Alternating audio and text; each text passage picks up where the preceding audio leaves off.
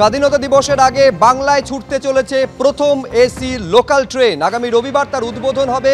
শিয়ালদা থেকে রানাঘাট, শিয়ালদা থেকে কৃষ্ণনগর পর্যন্ত চলবে এই এসি লোকাল ট্রেন।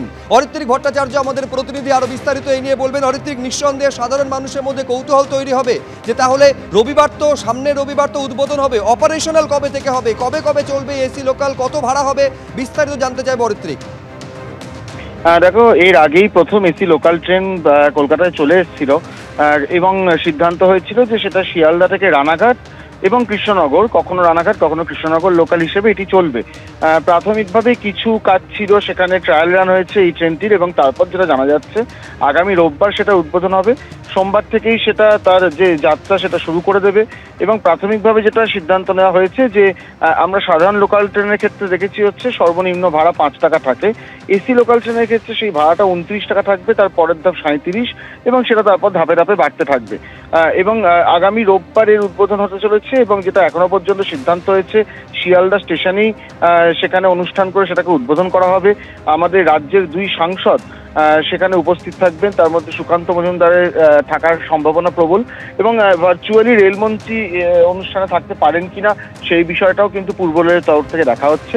এর আগে আমরা যেটা দেখেছি মুম্বাই এবং চেন্নাই এই দুটো শহরই এসি লোকাল ট্রেন যাতায়াত করে এবং মুম্বাইতে সেটি বেশ জনপ্রিয়তা পেয়েছে।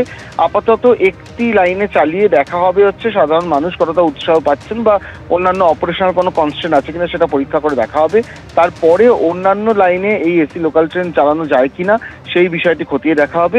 প্রাথমিকভাবে যেটা বলা হচ্ছে যে ভারতেই তৈরি, চেন্নাইয়ের আইসিএফ এ এই কোচগুলো তৈরি হয়েছে এবং সব রকম ব্যবস্থা থাকছে, অনেকটা মেট্রোর ধাঁচে।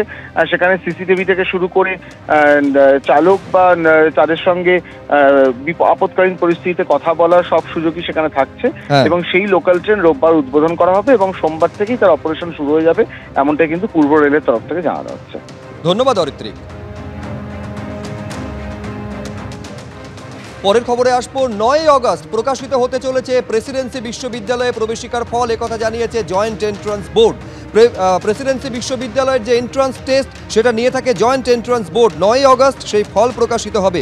www.wbjeeb.nic.in এবং www.wbjeeb.in এই দুটি ওয়েবসাইটে জানা যাবে ফল।